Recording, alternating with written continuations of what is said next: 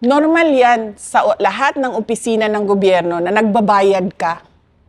In fact, kung titingnan mo ang mga transaksyon sa gobyerno from Office of the President papunta sa municipal at city level, marami dyan na isang araw lang nagbabayad sila ng 100 million, 200 million, kasi yun yung kontrata nila.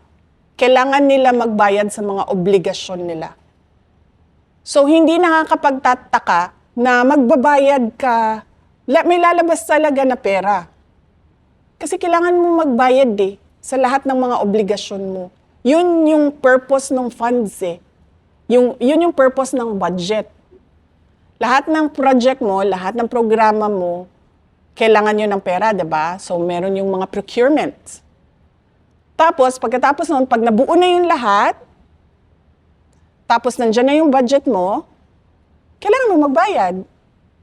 So, lalabas talaga yung pera. Hindi nakakapagtataka na nagbabayad ang isang opisina ng gobyerno ng milyon-milyon sa isang araw.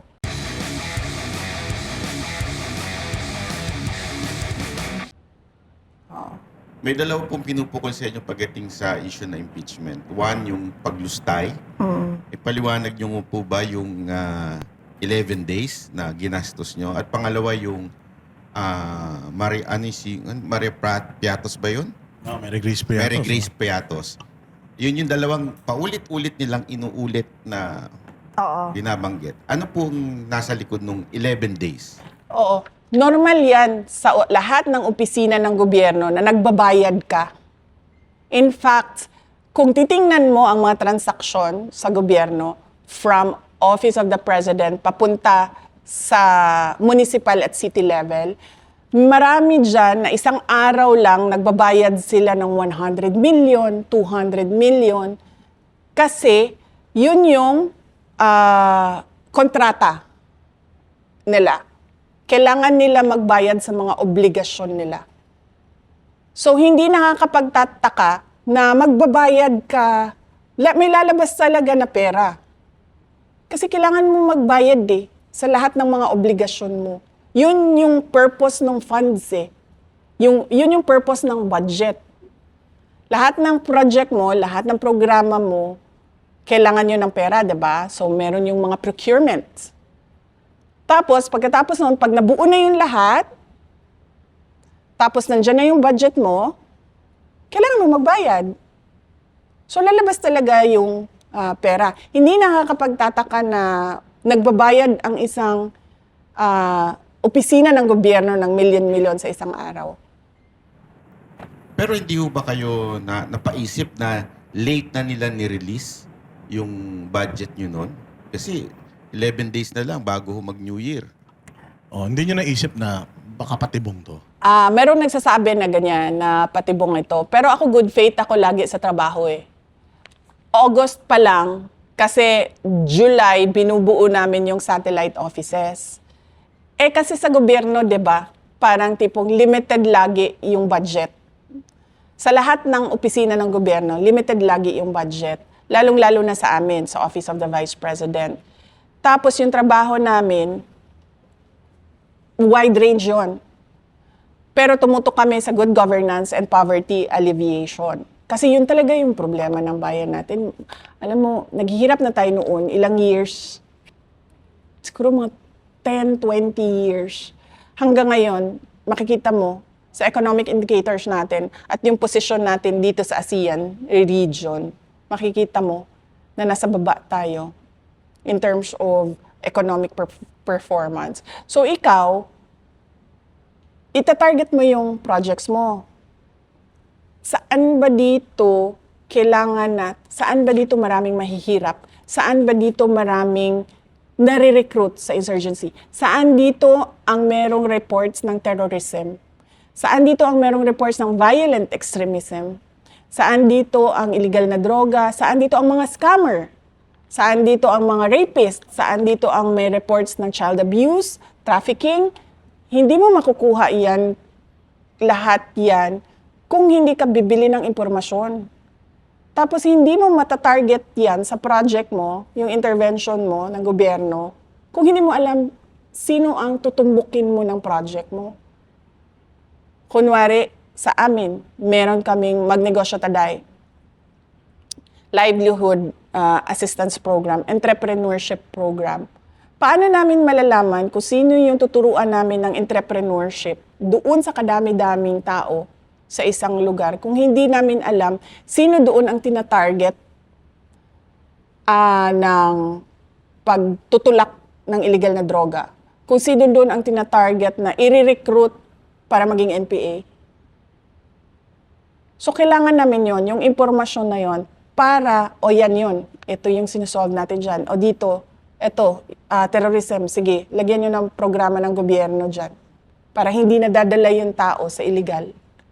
Ganun yun. Ganun dapat magtrabaho kapag kulang ang resources mo. Specific targets talaga dapat yan. Hindi ka pwedeng, sige, itapon nyo yan dyan, o kahit saan, maglagay tayo dito kahit saan na projects. Pwede yan kapag marami kang pera. Pero kapag limited ang budget mo, kailangan targeted yung beneficiaries mo. Yan din po ba yung pinaggamitan ng confidential funds? Ang confidential funds, marami kaming pinaggamitan. Related siya lahat sa national security. Mga threats to education, threats to mga children, ang criminality, insurgency, violent extremism. Alam niyo yung nagpapasabog ng bomba, yung mga ganon. Dahil sa kanilang ideolohiya, ganyan. Merong recruitment sa ganyan. Tapos, terrorism. So, madaming mga threat sa national security natin na kailangan yung project natin sumasagot doon. At hindi mo magagawa doon yun kung wala kang impormasyon kung sino ang highly vulnerable sa problema na yon. Si Mary Grace Piatos po ba ay totoong pangalan ng isang tao? Si Mary Grace Piatos ay masasagot doon sa impeachment trial. Ayaw siya pag-usapan ng defense team kasi binuunan nila yung defense sa confidential funds. So, ang pinayagan lang sa akin na ikwento ay yung timeline at ipakita sa mga tao paano ba nag-develop itong impeachment kay Inday Sara. Yung Mary Grace Piatos at iba-iba pang nilang sinasabi, nandito din yun sa timeline natin, makikita ninyo, ay may sagot. Pero gusto ng mga abogado sumagot doon sa tamang venue. Dahil confidential funds protektado ng batas. Hindi ka basta-bastang, kasi nga sinasabi ko kanina, sa discussion, ang confidential funds, pinoprotektahan niya ang national security natin at yung buhay ng mga tao na merong impormasyon na makakasira ng seguridad ng bansa. So hindi po sa ayaw niyong sagutin ito, ngunit dahil may batas na hindi pwedeng sagutin ang laman ng confidential Yes, funds. may batas.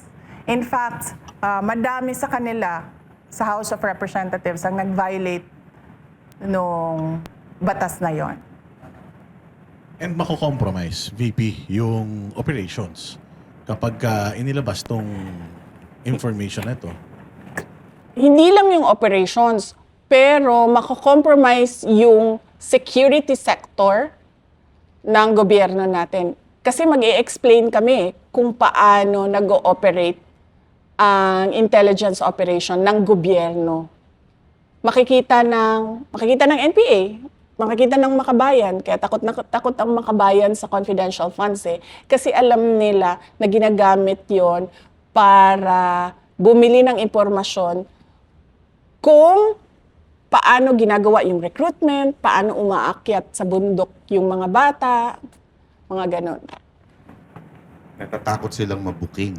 Pag sinabi ko umakit sa bundok, nagiging NPA. Oo.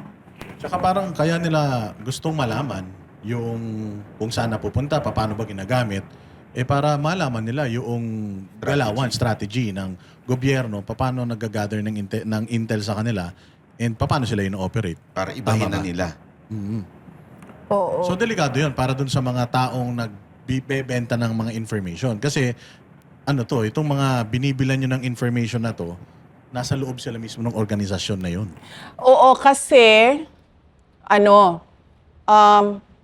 tulad ko, magkasama tayo, diba?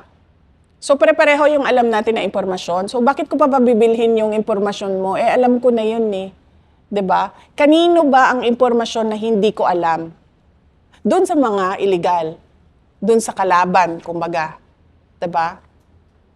So, doon ka bibili sa loob. Or doon sa mga nakapalibot sa kanila na hindi man directly involved pero may alam sa kung ano yung ginagawa nila. Hindi ka bibili ng impormasyon na alam mo na. Ang bibilhin mo na impormasyon dyan, yung hindi mo alam na nandun sa loob. Kasi paano mo ba sila mahuli? Paano mo ba matarget yung project mo kung hindi mo alam anong ginagawa noong kalaban? The enemies of the state. Talagang kailangan talaga protektahan yung mga information na yan. Sobrang critical pala talaga. Oo, sabi ko nga, pag nagsimulang mag-explain, makikita ang galawan ng law enforcement agencies. Makikita yung galawan nila.